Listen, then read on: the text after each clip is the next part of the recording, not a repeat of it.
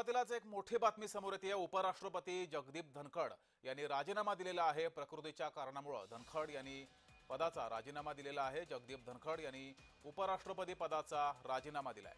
प्रकृतीच्या कारणास्तव त्यांनी हा राजीनामा दिलाय। जगदीप धनखड हे गेले काही वर्ष उपराष्ट्रपती म्हणून त्यांची नियुक्ती झाली होती, काम करत होते, मात्र त्यांनी प्रकृतीच्या कारणास्तव हा राजीनामा दिलाय। इस बारे में अधिक जानकारी लेते हैं, हमारे साथ निरंजन कुमार जी जुड़े हुए हैं। निरंजन जी। जी देखिए, आपने सही कहा।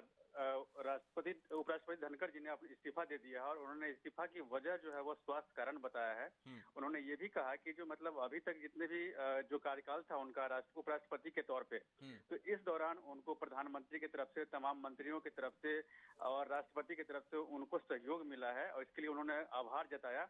और उन्होंने ये कहा कि जो उनकी स्वास्थ्य जो है तो लंबे समय से मतलब अस्थिर थी और वो लगातार जो है अपनी जिम्मेदारी जो है वो निभा रहे थे। लेकिन जब डॉक्टर ने उन्हें मना किया कि अब जो है तो आप थोड़ा सा विराम लीजिए, और यही वजह है कि उनकी सलाह मान करके उन्होंने इस्तीफा दिया है।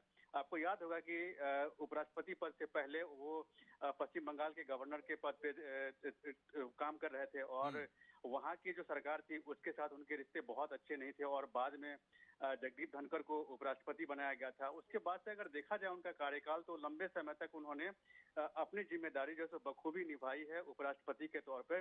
और कहीं न कहीं अभी जो उन्होंने इस्तीफा दिया है, तो अब इसके बाद सरकार को भी देखना होगा कि कौन से ऐसे शख्स हैं जो इस पद के लिए उपयुक्त होंगे।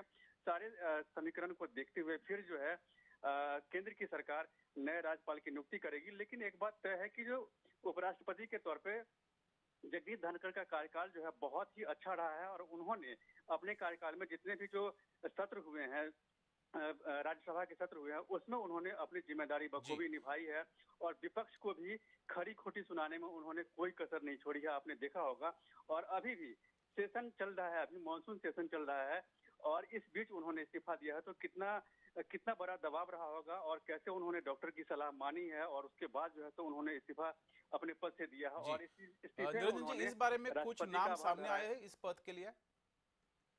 जी देखिए, अभी तो कोई नाम सामने नहीं आए हैं, लेकिन अटकलें लगाना सही नहीं है, क्योंकि केंद्र की सरकार जो है वो कौन से नाम को आगे बढ़ाएगी उसके बारे में किसी को जानकारी नहीं होती है व्यक्तिगत तौर पे देखा जाए तो। लेकिन ये कहा जा रहा है कि जो मतलब ऐसा हो सकता है कि राजनाथ सिंह आगे आए, उनकी जगह पे रक्षा मंत्री के तौर पे कोई और जिम्मेदारी ले, ऐसा हो सकता है। लेकिन अभी तक सरकार की तरफ से कोई कुछ कहा नहीं गया है, तो इसके लिए हमें थोड़ा सा वेट करना होगा, इंतजार करना होगा। लेकिन कुल मिलाकर के ये देखा जाए तो उपराष्ट्रपति के तौर पे जगदीप धनखड़ का कार्यकाल बहुत ही अच्छा रहा है। उन्होंने अपनी जिम्मेदारी जो है बहुत ही बखूबी निभाई है। सत्र को चलाना बहुत बड़ी जिम्मेदारी होती है। सत्ता पक्ष को और विपक्ष को लेकर के चलना एक अपने आप में जो है एक कला होती है। वो जो है उन्होंने जब पश्चिम बंगाल के गवर्नर थे उस समय उन्होंने अपनी जिम्मेदारी बखूबी निभाई थी, तो उनका अनुभव बहुत अच्छा था। और यही वजह है कि उन्होंने उपराष्ट्रपति के तौर पे अपनी भूमिका जो है उसमें उन्होंने बहुत अच्छा योगदान दिया है और यही वजह है कि उन्होंने इस्तीफे के निरंजन जी, शुक्रिया दी उस जानकारी के लिए।